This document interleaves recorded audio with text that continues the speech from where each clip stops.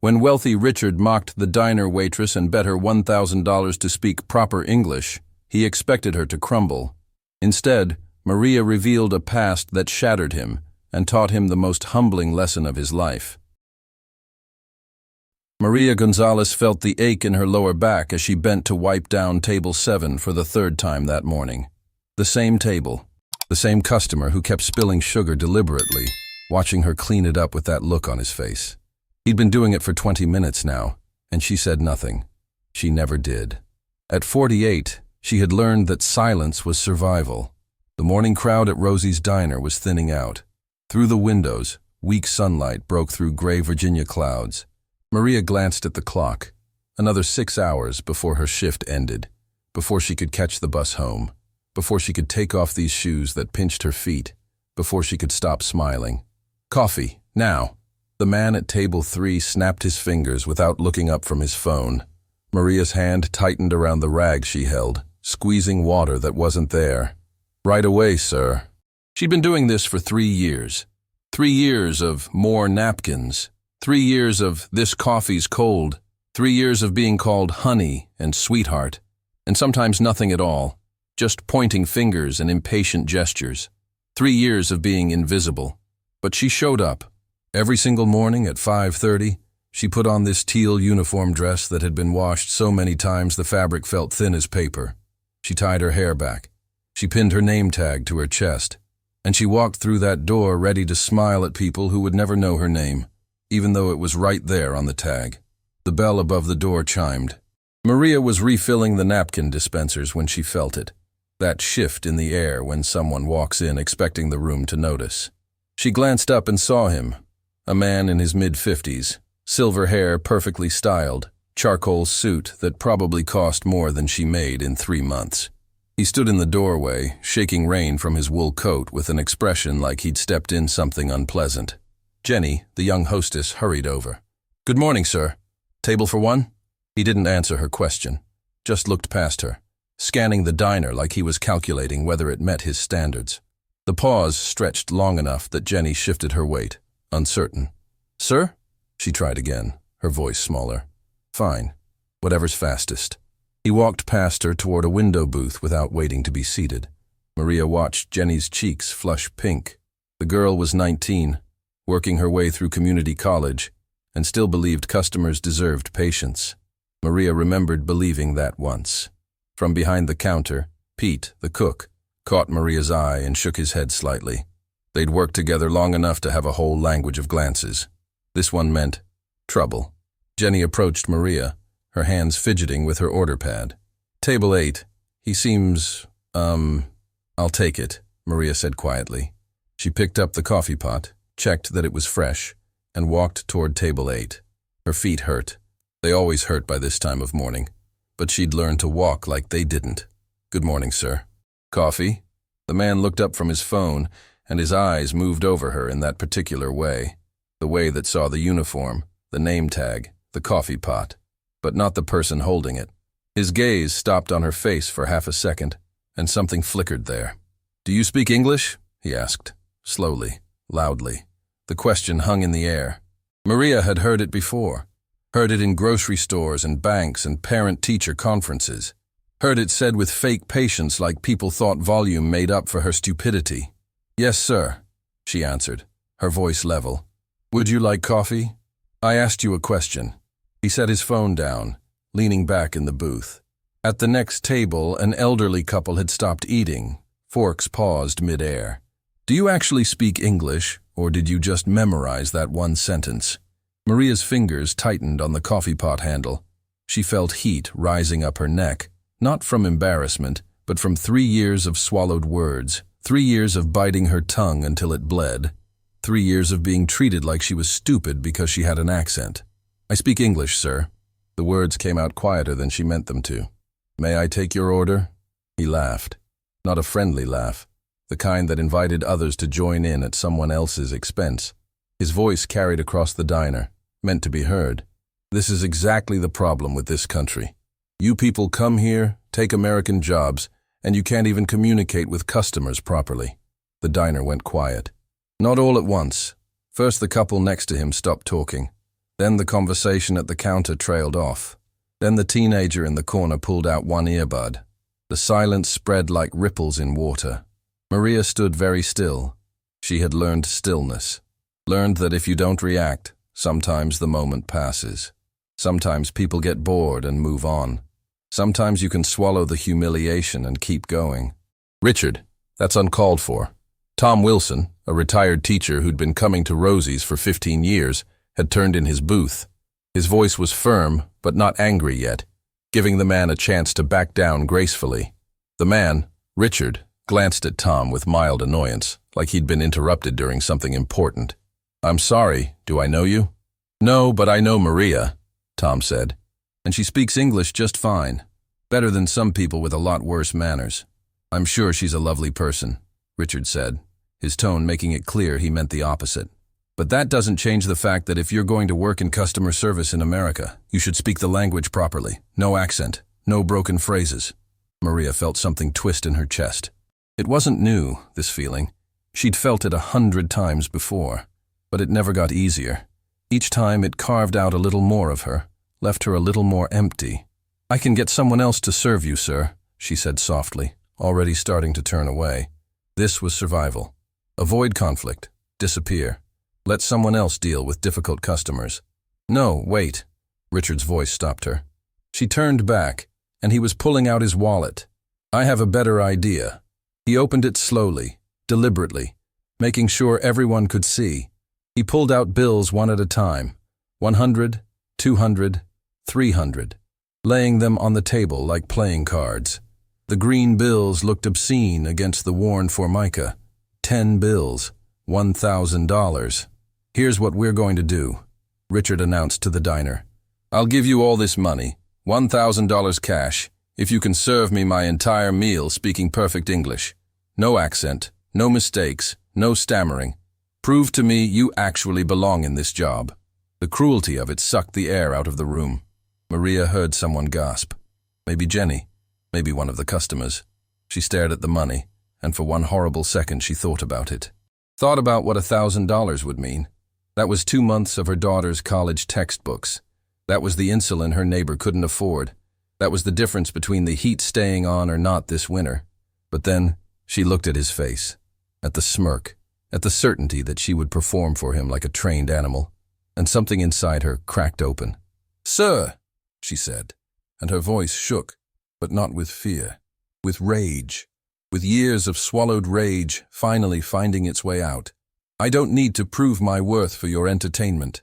"There it is," Richard laughed, looking around for validation. A few people wouldn't meet his eyes. "She can't even answer a simple question without getting defensive. This is what I'm talking about." "You people! You people?" Maria interrupted him, and the steel in her voice made him stop. "What people would that be, sir?" He blinked, thrown off by her tone. "I just meant—" "I know what you meant." Maria set the coffee pot down on his table, and her hands were shaking now, but she didn't care. "You meant people like me, people with accents, people who serve you coffee, people you think are less than you." "Now wait a minute. I came to this country 17 years ago," Maria said, and her voice carried across the silent diner. Every eye was on her. "I came legally, with my 6-year-old daughter, with 2 suitcases. Do you know what was in those suitcases?" Richard's smirk was fading. He shifted in his seat. "Books," Maria continued. "My degrees, my legal credentials. My daughter's birth certificate and a photograph of her father, my husband, who was murdered by the cartel in Guadalajara because he refused to transport drugs in his delivery truck. He was an honest man, and he died for it." The silence was absolute. Jenny had tears streaming down her face, one hand pressed to her mouth. Tom Wilson's eyes were closed, like he was in pain. Even Pete had come to the kitchen window, his weathered face tight with emotion. "I had a law degree from Universidad Nacional Autónoma de Mexico," Maria said. "I practiced corporate law, international trade agreements. I spoke Spanish, English, and French fluently before you were worried about my accent. I gave presentations to executives, negotiated $1-million contracts, wrote legal briefs that were cited in international courts." She picked up one of the $100 bills, held it up to the light like she was checking if it was real. "You want to give me money to speak English?" Sir, I've written legal documents in English that you wouldn't understand in any language. I've argued cases in English that saved companies from bankruptcy. I've taught legal English to law students. Maria set the bill back down with the others. But my Mexican law degree doesn't count here. To practice law in the United States, I'd need to start over. 3 more years of law school I can't afford. A bar exam that costs thousands. And while I'm working on getting my credentials recognized, a process that takes years, I work here. Her voice cracked, just slightly, and she paused to steady it. I waitress. I clean tables. I smile at people who treat me like I'm stupid. I earn an honest living to support my daughter while she's in college. While she's becoming the doctor her father always wanted her to be. Richard had gone pale. His hands were flat on the table, and he looked like he wanted to disappear.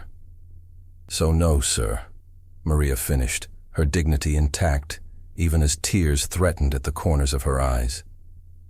I won't perform for your entertainment, but I will take your order, because this is my job, and I do my job with pride. What would you like to eat? The silence that followed felt like the whole world holding its breath. Then Tom Wilson stood up, fishing bills from his wallet. Maria, your breakfast is on me. Take a break. Mine too, called the elderly woman from the next table, her voice shaking with emotion. Take your time, sweetheart. And mine, said someone else. Then another person. Then another. Maria couldn't speak, could only nod as her vision blurred with tears she refused to let fall. Not here, not now. Richard gathered his money with trembling hands, stood abruptly, and walked out. The bell chimed as the door closed behind him, and across the street, sitting in his car with the engine running, Richard Hayes gripped the steering wheel and felt something he hadn't felt in decades. Shame. Real, burning, undeniable shame. Richard sat in his Tesla across from Rosie's diner, engine running, battery fully charged, going nowhere. His hands gripped the leather steering wheel so tightly his knuckles had gone white. Through the rain-streaked windshield, he could see the diner's warm lights, the shapes of people moving inside, living their lives while his had just been turned inside out by a woman whose name he hadn't bothered to remember until she'd said it herself. Maria. Her words echoed in his head, relentless as a heartbeat. I've written legal documents in English that you wouldn't understand in any language. Each syllable was a hammer blow, cracking open something he'd kept sealed for so long he'd forgotten it was there. He looked down at his hands. Soft hands. Manicured hands. Hands that had never scrubbed a floor or cleaned a stranger's table. Hands that had just counted out $100 bills like they were playing cards, offering money as if dignity was something that could be bought and sold. A corporate lawyer. She'd been a corporate lawyer. Richard closed his eyes and saw his mother's face. Not as she'd been at the end, quiet and dignified in her hospice bed, but as she'd been when he was 10 years old, coming home from her night shift at the hotel, her uniform smelling of industrial cleaner and other people's garbage. He saw her scrubbing their apartment floor on her hands and knees, saw her crying in the bathroom when she thought he couldn't hear, saw her counting pennies to buy his school supplies. He'd spent 40 years running from that memory, built a fortune, bought expensive suits, learned to speak with the kind of authority that made people listen, learned to look at service workers and see nothing. Because if he saw them, really saw them, he'd have to see his mother. And if he saw his mother, he'd have to remember who he'd been. A sharp tap on his window made him jump. An elderly man stood in the rain, holding a newspaper over his head. Tom Wilson, the one who'd spoken up in the diner. Richard cracked the window an inch. You planning to sit here all day? Tom asked, his voice neutral but his eyes hard. I don't see how that's your concern. It's not. But that woman in there, Maria, she's about to go on her break, and she shouldn't have to see your car when she comes out. So either drive away or park somewhere else. Richard's jaw tightened. I don't take orders from people like me. Tom's eyebrows rose. Old men who eat at diners? Funny, that's exactly what Maria heard from you. That she should know her place. The words landed like a slap. Richard's mouth opened and closed. No sound came out. Let me tell you something about Maria, Tom continued, rain soaking his shoulders. 3 years ago, she showed up in this town with her daughter in a suitcase. They were living in a motel, the kind that rents by the week. She walked into Rosie's asking for work, any work, And Pete, the cook, he saw something in her, hired her on the spot. Tom shifted the newspaper, water dripping onto Richard's window. Know what he saw? Same thing the rest of us saw eventually. A woman who was drowning but kept swimming anyway. A woman who showed up for every shift even when her daughter was sick. A woman who learned everyone's name, everyone's story, even when they never bothered to learn hers. Richard stared straight ahead, unable to meet Tom's eyes. She tutors kids in math on her days off. Free. Helps the Hispanic families in town fill out paperwork. Citizenship applications, school forms, medical documents. Never charges a cent. You know why? Richard shook his head, still not looking at him. Because she remembers what it's like to be lost in a system that wasn't built for you. To have everything you worked for mean nothing because you're in the wrong country, speaking with the wrong accent. Tom's voice softened, but the edge remained. She's worth 10 of you, mister. And you just tried to make her dance for money like a circus animal. The old man straightened, lowering the newspaper. You go on home now, and maybe spend some time thinking about who you've become. Tom walked away, and Richard sat there watching him go, feeling something he hadn't felt since he was young and poor and powerless. The crushing weight of being seen exactly as he was. 2 hours later, Maria sat in the back office of Rosie's, her hands wrapped around a mug of tea she wasn't drinking. Pete had insisted she take a real break, not just the 15 minutes she usually grabbed to wolf down crackers and check her phone. Her whole body ached. Not from the work. She was used to that. From holding herself together when all she'd wanted was to fall apart. Jenny knocked softly on the doorframe. Maria, your daughter's on the phone. She says it's important. Maria's heart lurched. She grabbed the phone, already imagining disasters. Sophia, what's wrong? Nothing's wrong, Mama. Her daughter's voice was bright, excited. I got it. I got the scholarship. For a moment, Maria couldn't process the words. Which scholarship? The pre-med scholarship. The full ride to UVA. Mama, they're paying for everything. Tuition, books, housing, everything. The mug slipped from Maria's other hand, tea spilling across the desk. She didn't notice. Sophia, are you sure? They said yes. The letter came this morning. I'm reading it right now. We are pleased to offer Sophia Gonzalez a full academic scholarship. Mama, I'm going to be a doctor. A real doctor. Maria pressed her hand to her mouth, trying to hold in the sob that wanted to break free. 4 years of waitressing, 4 years of smiling through humiliation, 4 years of falling into bed exhausted every night. And it had worked. Her daughter was going to have the life she deserved. Mama, are you there? I'm here, mija. Maria's voice cracked. I'm so proud of you. I couldn't have done it without you. All those hours you worked. All those times you... Sophia's voice broke too. You gave up everything for me. I gave up nothing, Maria whispered. You are everything. After they hung up, Maria sat alone in the small office, surrounded by boxes of napkins and industrial-sized ketchup bottles, and let herself cry. Not the bitter tears of earlier, but tears of relief so profound it hurt. Someone cleared their throat. Maria looked up to find Pete standing in the doorway, his gruff face uncertain. You okay, Maria? She wiped her eyes, managing a watery smile. My daughter got a full scholarship to UVA, pre-med. Pete's weathered face broke into a rare grin. That's fantastic. She's a smart kid, like her mother. Pete, I want to thank you. For 3 years ago, when you hired me without references, Stop. Pete held up a hand. You earned every day you've worked here. You hear me? You earned it. He shifted his weight, uncomfortable with emotion. Listen, about what happened today with that guy. I should have thrown him out the second he opened his mouth. You couldn't have known. I should have known. Should have seen it coming. Pete's jaw tightened. My mother was Mexican. Came here in the 60s.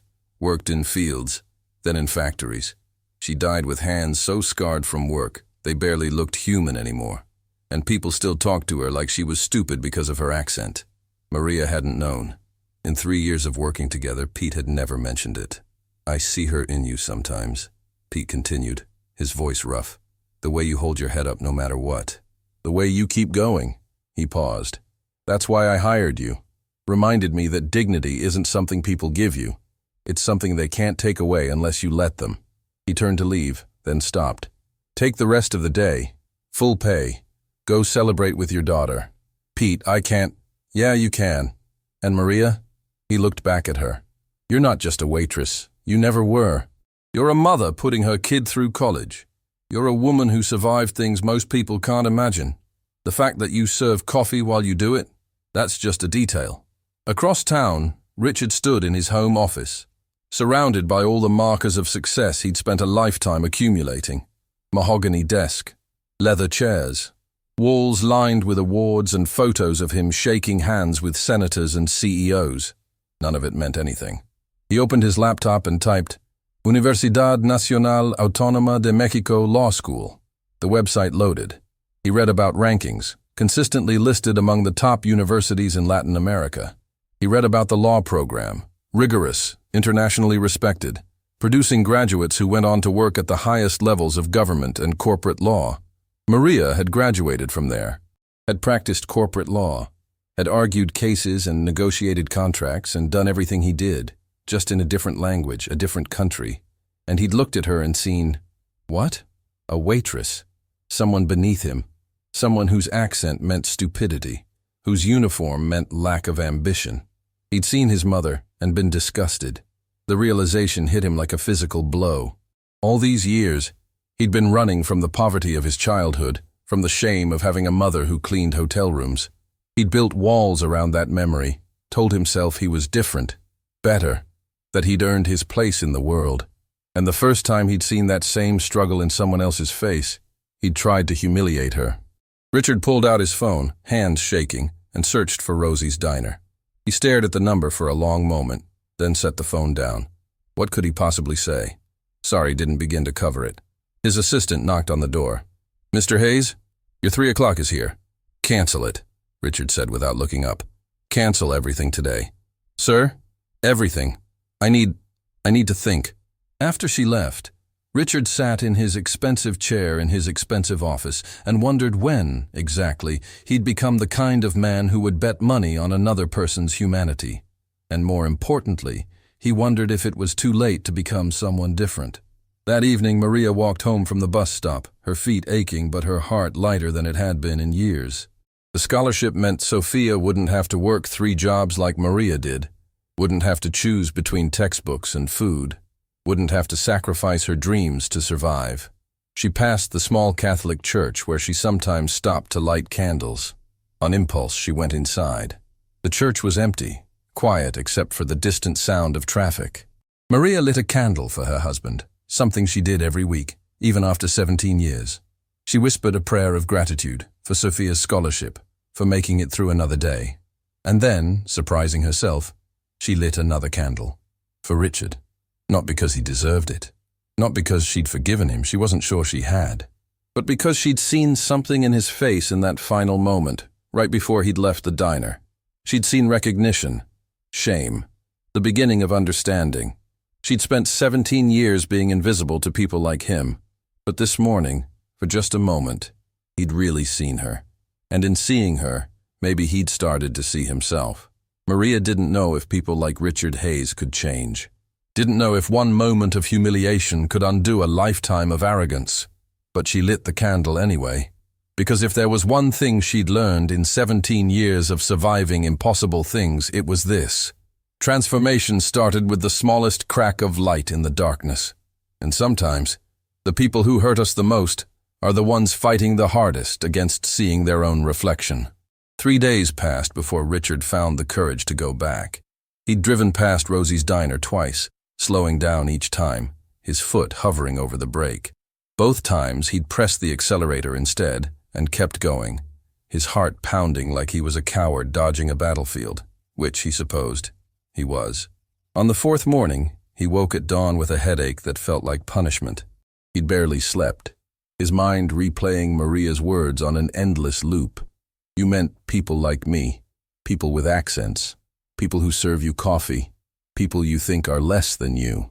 He showered, shaved, put on a suit, then took it off.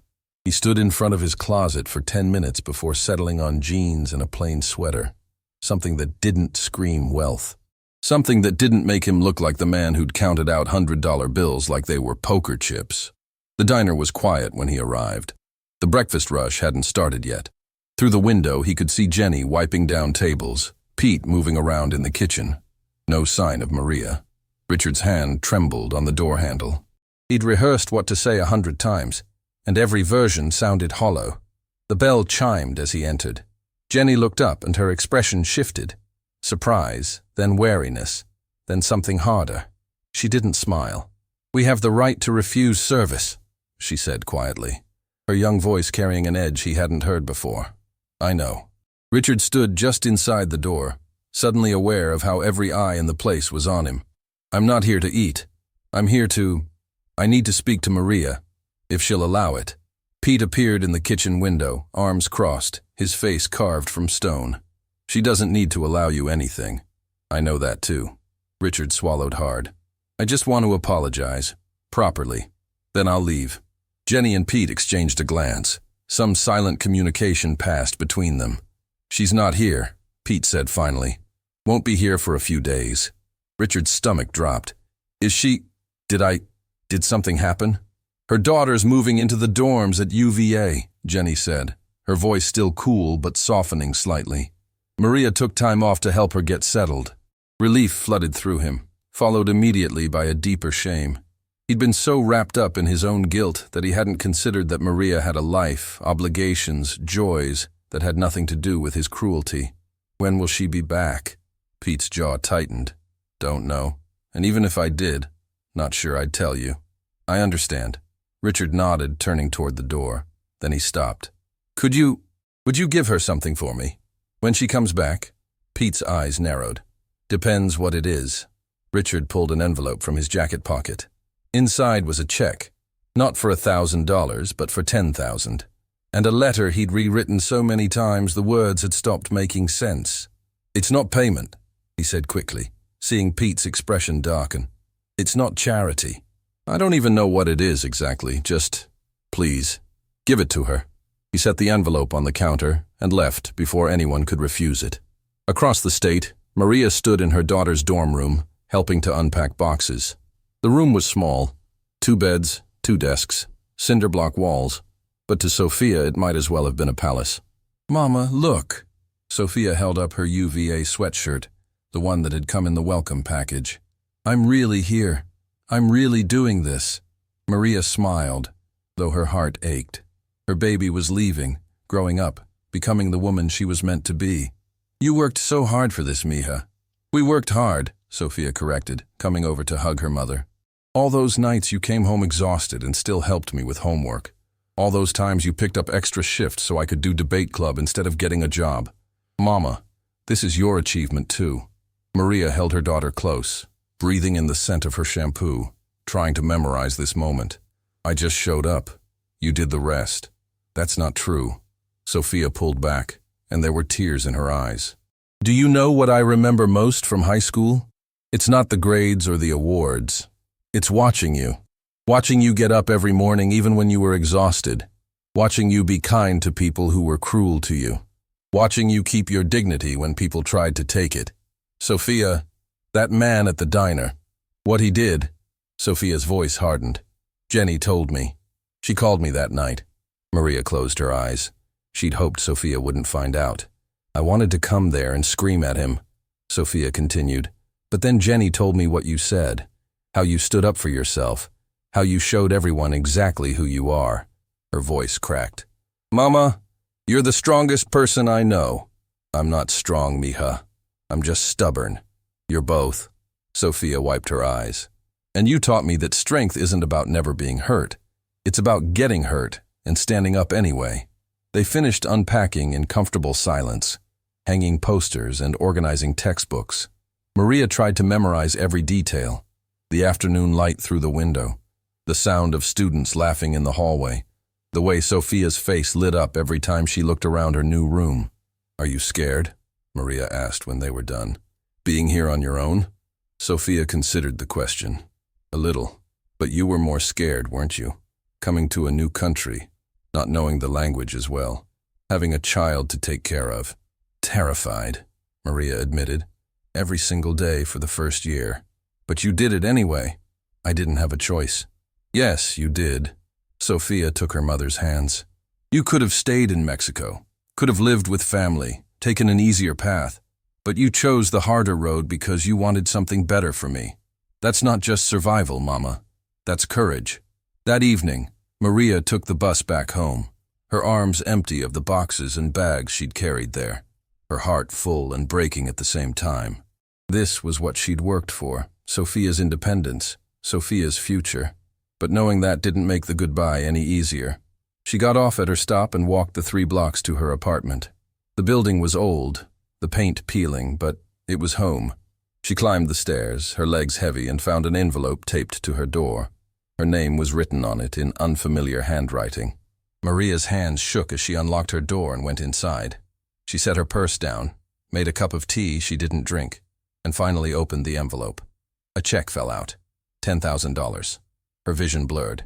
She set it aside and unfolded the letter. Maria, I don't know how to start this. Every word I write feels inadequate. I can't apologize enough for what I did. Not just what I said, but what I implied. That your worth could be measured in money. That your dignity was something I could buy or deny. I was wrong. Profoundly, inexcusably wrong. After you spoke to me at the diner, I went home and looked up your university. I read about its law program, its reputation, what it means to graduate from there. And I understood, finally, what you'd been trying to tell me. That I'd looked at someone exceptional and seen only what I wanted to see. But it's worse than that. I saw my own mother. She was a hotel maid, worked nights cleaning rooms for people who never saw her, never thanked her, never thought about her. She came home smelling like bleach and other people's lives. She had an accent too, Polish, not Spanish, but enough that people spoke to her slowly, loudly, like she was stupid.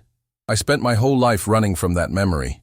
I built a career, made money, surrounded myself with markers of success, and I told myself I was different, better, that I'd earned my place while she'd just been unlucky. When I saw you, I saw her, and instead of feeling compassion, I felt disgust. At you, at her, at the scared little boy I used to be, ashamed of his mother's work. I tried to humiliate you because I've been humiliated by my own past for 40 years. The money isn't payment. It's not charity. I don't even know what it is really. Maybe it's an acknowledgement that while I can't undo what I did, I can at least admit that you deserved better, that my mother deserved better, that every person who serves and struggles and survives deserves to be seen. I don't expect forgiveness. I'm not sure I deserve it, but I needed you to know that you changed something in me that day. You cracked open a door I'd sealed shut, and now I can't close it again. Thank you for your dignity. I'm sorry I tried to take it. Richard Hayes. Maria read the letter 3 times, her hands trembling. She looked at the check again. More money than she'd make in 6 months of waitressing. Enough to help with Sophia's expenses, to fix her car, to stop choosing between groceries and utilities. But it was the letter that made her cry.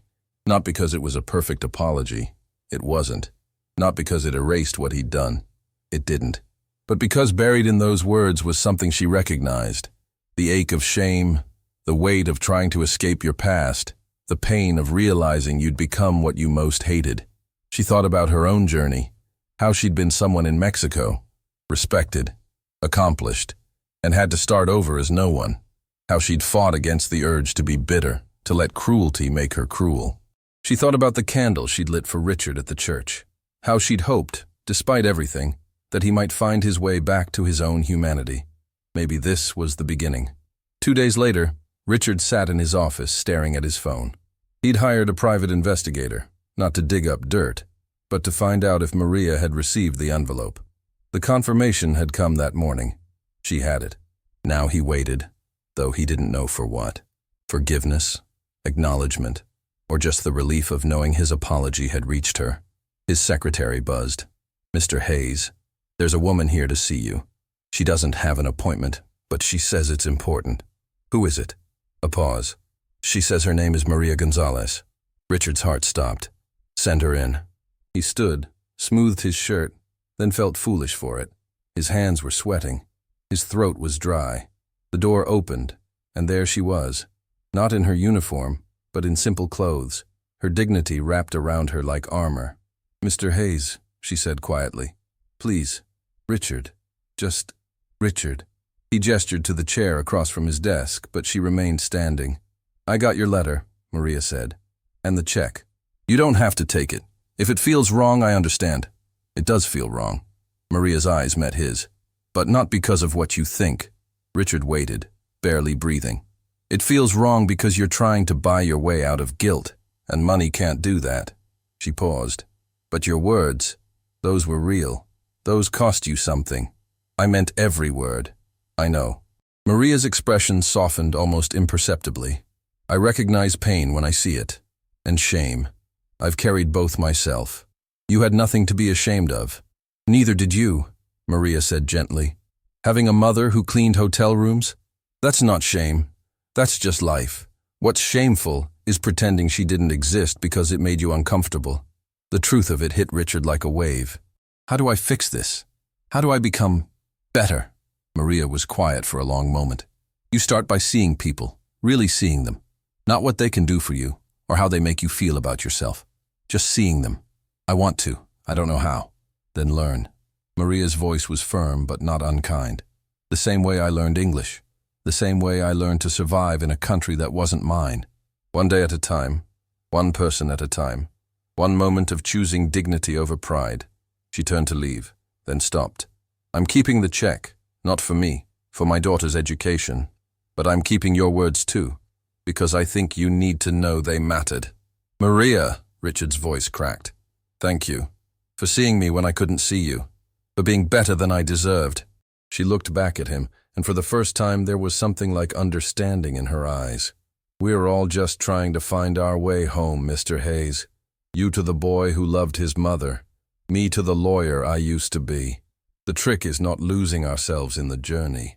Then she was gone, and Richard stood alone in his office, feeling lighter and heavier all at once. The beginning of wisdom, he understood now, was admitting how much you didn't know, including about yourself. The weeks that followed changed Richard in ways he couldn't have anticipated. It started small. A Tuesday morning, he stopped at a coffee shop he'd been going to for 5 years. The barista, a young man with tired eyes, handed him his usual order.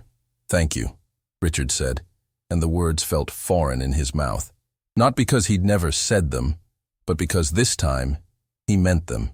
This time he looked at the barista's face and saw someone's son, someone with a life and struggles and dreams. The young man blinked, surprised. "You're welcome, sir." Richard noticed the name tag, Marcus. 5 years and he'd never learned the name. He cleared his throat. "I'm Richard. I come here a lot, and I realized I've never introduced myself." Marcus's eyebrows rose slightly. A woman waiting behind Richard shifted her briefcase, impatient with the hold-up. Richard felt her irritation but didn't move. "Nice to officially meet you, Richard," Marcus said, a tentative smile forming.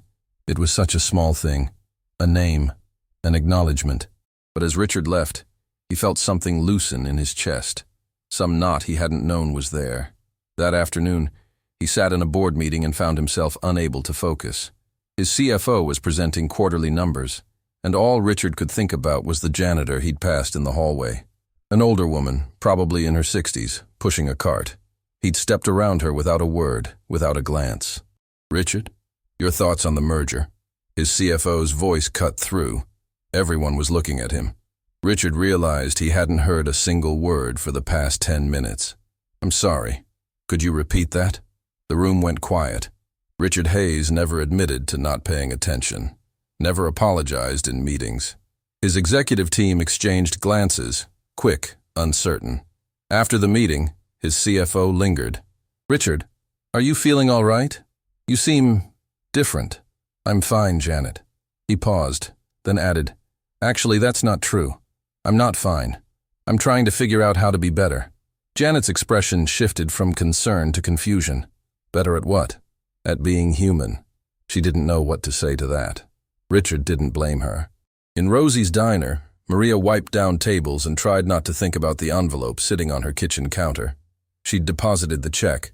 Sophia needed textbooks, lab fees, things the scholarship didn't cover. But the letter, she'd read it so many times the creases were beginning to tear. "I saw my own mother." Those words haunted her. She'd spent so much time being angry at Richard for his cruelty that she hadn't considered what might be behind it. Pain, she knew, made people do terrible things. She'd seen it in Mexico, in the faces of men who joined cartels not because they were evil, but because they were desperate. She'd seen it in the mirror on her worst days, when bitterness crept in, and she had to fight to keep it from taking root. Earth to Maria. Jenny waved a hand in front of her face. You've been staring at that same table for 5 minutes. Maria blinked, realizing she'd stopped moving. Sorry, just thinking. About him? Jenny asked quietly, glancing around to make sure no other customers could hear. Maria didn't need to ask who. A little.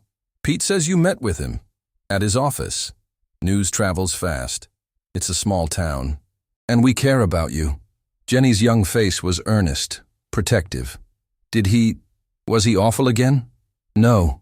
Maria resumed wiping, needing something to do with her hands. He was broken, like someone who just realized they've been walking around with a piece missing and never knew it. That doesn't excuse what he did. No, it doesn't. Maria straightened, her back aching from the familiar pain of being on her feet all day. But understanding why someone hurt you, that's not the same as excusing it. It's just seeing them as human instead of monster. Jenny considered this, twisting her order pad in her hands. I don't know if I could do that. If someone humiliated me like that, you'd survive, Maria said gently. And if you were lucky, you'd learn that holding on to hate hurts you more than them. Tom Wilson called from his booth. Maria, honey, when you get a chance. Maria headed over, coffee pot in hand. Tom had been coming to her defense since that first terrible day, had become something like a grandfather figure in her life. Top off? She asked. Please. He waited until she'd poured before speaking. I saw Richard Hayes the other day, at the grocery store. Maria's hand stilled. Oh? He was helping an elderly woman reach something on the top shelf. Then he carried her groceries to her car. Tom's weathered face was thoughtful. I almost didn't recognize him. Not because of what he was doing, but because of how he looked. Smaller, somehow. Less important. Maybe he's just being who he always was, underneath, Maria said quietly. Or maybe you helped him find that person again. Maria shook her head. I didn't do anything except stand up for myself. Sometimes that's all it takes. Tom's eyes were kind. Sometimes people need a mirror held up to show them who they've become. You were his mirror. 3 weeks after that terrible morning, Richard found himself driving past Rosie's diner again. This time, he didn't slow down and speed up. He pulled into the parking lot and sat with the engine off, his heart hammering. He'd thought about this moment constantly, rehearsed it. But now that he was here, all his planned words felt hollow. The dinner rush was in full swing. Through the window, he could see Maria moving between tables, balancing plates, smiling at customers. She looked tired. But then, she'd probably always looked tired, and he'd never noticed before. Richard made himself get out of the car, made his legs carry him to the door, made his hand reach for the handle. The bell chimed. Several heads turned. He saw recognition ripple through the diner. Not everyone, but enough. A few people went back to their meals. Others kept staring, their expressions ranging from curious to hostile. Pete appeared in the kitchen window, his arms crossed. His face said everything. You're not welcome here. Richard almost turned around, almost got back in his car and drove away. But Maria had faced him with $1,000 on the table and every eye watching, and she hadn't run. The least he could do was stand his ground now. I'd like a table, he said to Jenny, who'd frozen mid-step when she saw him. Please, if that's all right. Jenny looked past him to Pete, who made a small gesture. Not welcoming, but not refusing either. This way, Jenny said, her voice neutral. She led him to a booth in the back, the same booth he'd sat in before. He wondered if that was intentional. Maria will be with you in a minute, Jenny said, setting down a menu. Actually, Richard stopped her before she could leave. I was hoping to sit in her section, but if she'd prefer not to serve me, I completely understand. Jenny's expression softened slightly. I'll ask her. He watched her walk to the counter, lean close to Maria, whisper something. Maria's back was to him, but he saw her shoulders tense. A long pause, then a nod. Maria turned around, and their eyes met across the diner. She picked up a coffee pot and walked over, her stride steady, despite what must have been her pounding heart. Good evening, she said, her voice professional but not warm. Coffee?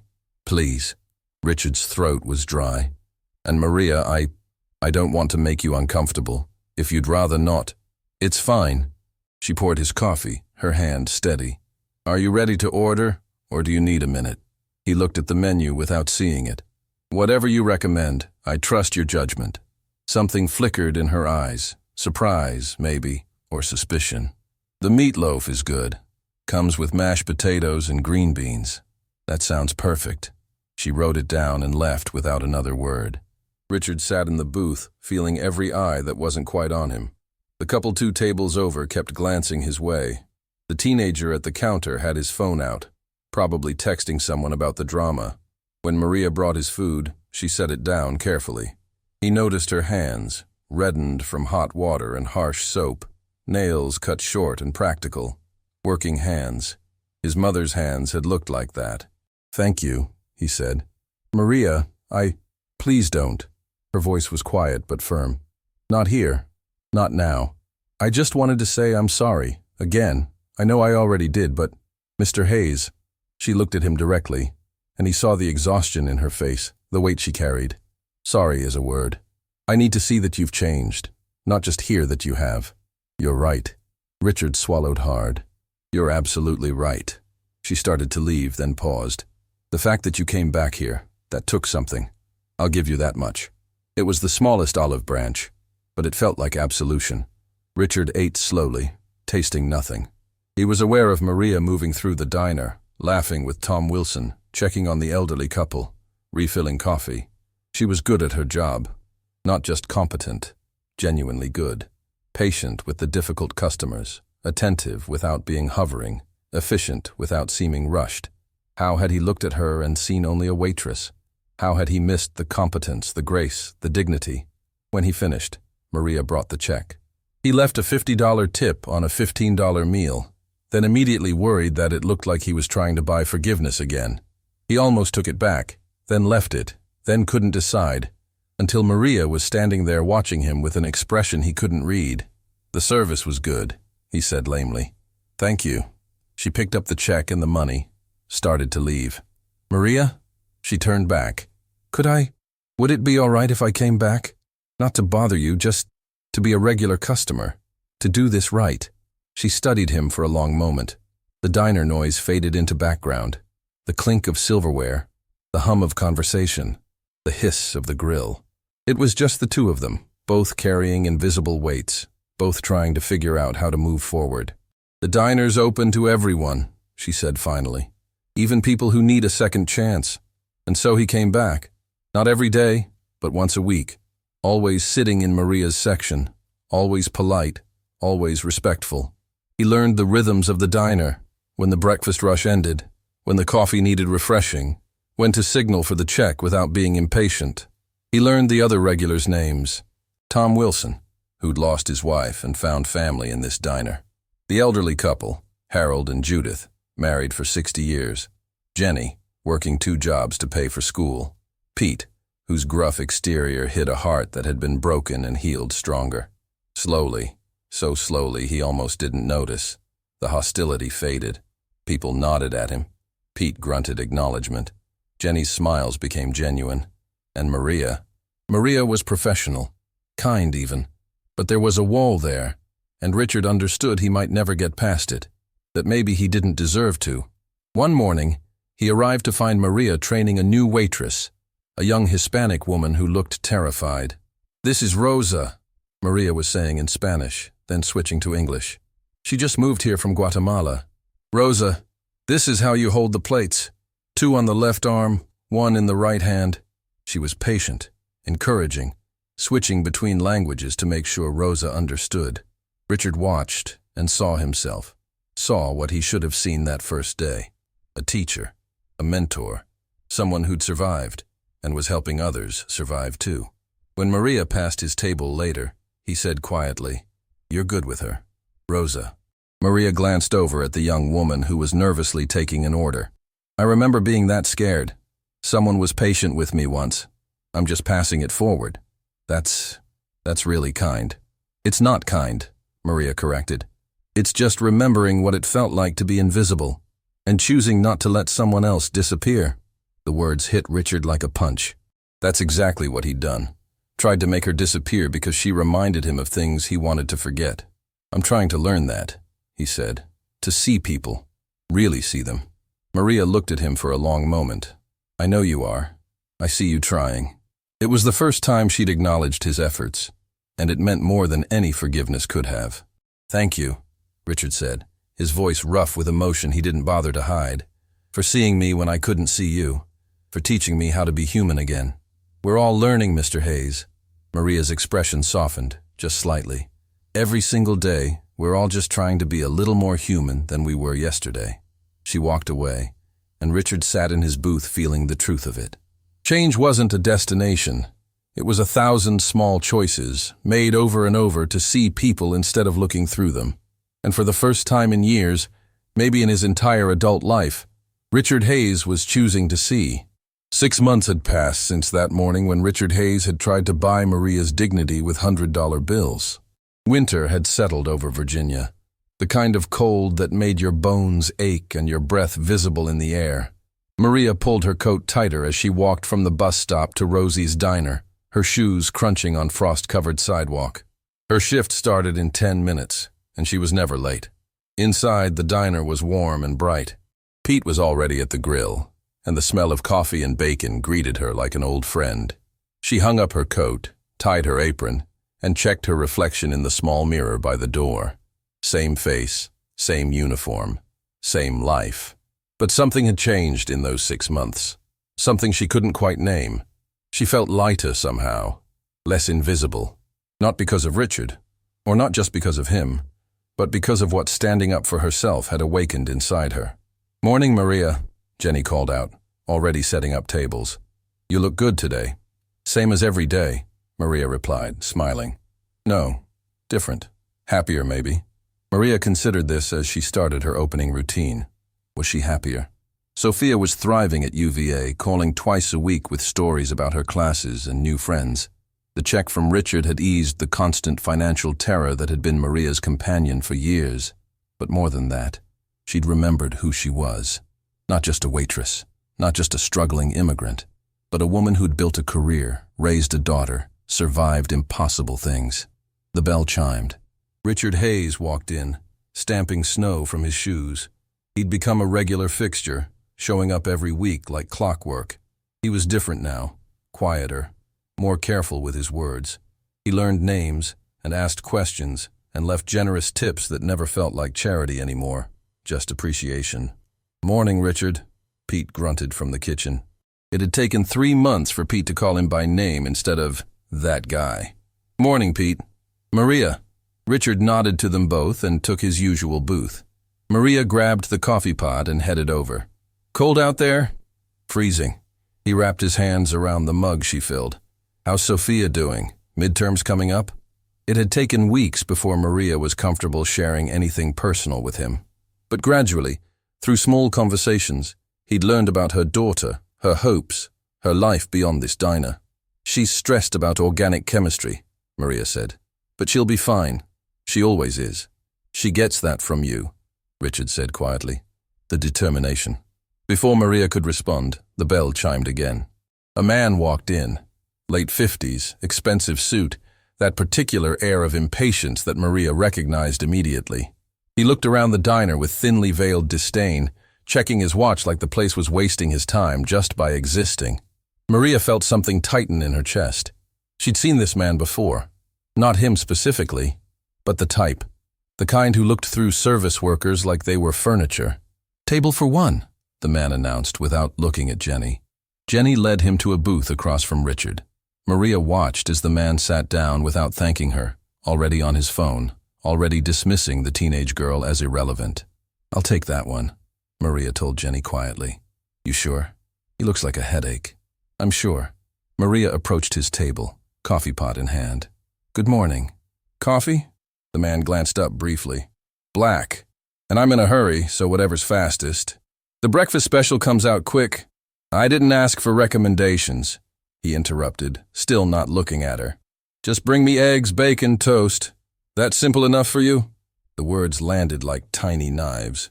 Maria felt the old, familiar heat rising. Not embarrassment now, but anger. Controlled anger. The kind that came from knowing your worth, even when others couldn't see it. "Of course, sir." She wrote down his order, her hand steady. "And get someone who speaks better English to bring it out," he added, finally looking at her. "No offense, but I prefer to understand my server." The diner went quiet. Not all at once. First the couple at the next table stopped talking, then conversations at the counter faded, then the only sound was the sizzle of Pete's grill. Maria stood very still. She could feel Richard watching from his booth, could feel Jenny frozen by the register, could feel everyone waiting to see what she would do. And in that moment, she made a choice. "I understand, sir." Her voice was calm, professional. "Let me get your order started." She walked back to the counter, wrote up the ticket, and clipped it for Pete. Her hands weren't shaking. Her heart wasn't racing. She'd already fought this battle once, and she'd learned something important. Not every cruelty deserved a response. Not every ignorant comment required her to prove herself. Some people weren't worth the energy. But Richard Hayes was standing up. He walked over to the man's table, and Maria saw something in his posture. Not aggression, but purpose. The whole diner watched as Richard slid into the booth across from the stranger. "Excuse me," the man said, annoyed. "This table's taken." "I know. I'm taking it." Richard's voice was level but firm. "I need to tell you something. Look, I don't know who you are. 6 months ago, I sat where you're sitting now. I said almost exactly what you just said. I looked at that woman," he gestured to Maria, "and saw only what I wanted to see. Someone I could dismiss. Someone I could be cruel to because it made me feel important." The man shifted uncomfortably. "I don't need a lecture." "No, you probably don't. You probably think I'm some social justice warrior or whatever makes you feel better about being called out." Richard leaned forward. "But here's what you need to know about Maria. She has a law degree from one of the finest universities in Mexico. She practiced corporate law for years. She speaks 3 languages fluently." Maria's throat tightened. She hadn't expected this, hadn't asked for it. "She's here," Richard continued, "because her husband was murdered for refusing to work with drug cartels. She's here because she came to this country legally, with her daughter, and had to start over from nothing. She's here because she's putting her kid through medical school while working a job that people like you think makes her less than human." The man had gone pale. Around the diner, people were watching, some nodding, some with tears in their eyes. "You know what I learned?" Richard's voice softened. "That the uniform someone wears doesn't tell you who they are. It tells you what circumstances force them to become. And every single person in this diner, every cook, every waitress, every busboy, has a story you know nothing about, a struggle you can't imagine, a dignity you have no right to question." Richard stood up. "So yes, she'll bring you your eggs and bacon. She'll serve you with professionalism and grace because that's the kind of person she is. But you should know, she's not doing it because you deserve it. She's doing it because she has more character in her little finger than you've shown in your entire life." He walked back to his booth, and the silence that followed was profound. The man looked at Maria, then at his phone, then at the door. His face was red. Embarrassment, anger, shame, all mixed together. He stood up, threw a 20 on the table without ordering, and left. The bell chimed behind him. The diner stayed quiet for another moment. Then Tom Wilson started to clap. Slowly at first, then others joined. Jenny, the elderly couple, the teenagers in the corner. Pete banged a spatula against the grill in his own version of applause. Maria walked over to Richard's booth, and he looked up at her with something like fear in his eyes. "I'm sorry. I should have asked if you wanted me to." "No." Maria's voice was thick with emotion. "No, you shouldn't have asked. You should have done exactly what you did. I just couldn't watch someone treat you like that. Not when I did the same thing." Maria slid into the booth across from him, breaking her own rule about sitting with customers. 6 months ago, you tried to humiliate me. Today, you stood up for me. Do you understand what that means? That I'm trying to be better? That you are better?" Maria's eyes were bright with unshed tears. "People don't change overnight. They change in moments like this, when they choose differently than they would have before." Richard's voice was hoarse. "I learned it from you. Watching how you treat everyone with dignity, even when they don't deserve it, even when they've hurt you. That's not strength. Maria said softly. That's survival. When you're like me, when you're at the bottom, you can't afford to be cruel. Cruelty is a luxury. I'm learning that too. They sat in silence for a moment, and Maria realized something profound.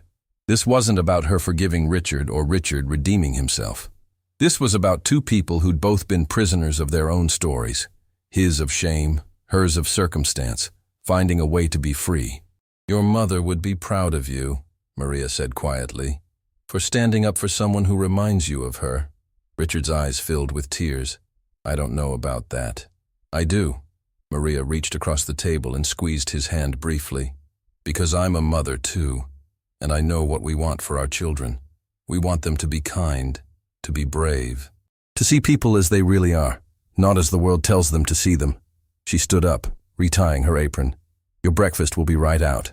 Maria, she turned back. Thank you for giving me a second chance, for teaching me that dignity isn't about where you work or how much money you have. It's about how you treat people when no one's watching. Someone's always watching, Maria said with a small smile. Even if it's just you, looking at yourself in the mirror at the end of the day. That evening, as Maria rode the bus home, she thought about the morning, about the man who'd been cruel and run away, about Richard who'd been cruel and stayed to learn, about the difference between the two. She thought about Sophia, studying late at the university, becoming a doctor because her mother had sacrificed everything. She thought about all the invisible people working invisible jobs, carrying invisible burdens, maintaining their dignity in a world that tried daily to strip it away. And she understood something she'd always known, but had never quite articulated. We're all just walking each other home. Some of us stumble, some of us fall. Some of us learn to lift others up instead of pushing them down. The bus stopped at her corner.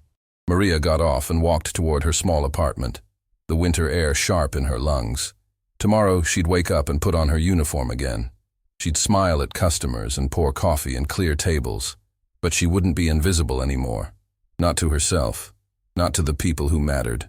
And maybe, just maybe, she'd helped one more person see that the uniform doesn't make the person. The person makes the uniform sacred.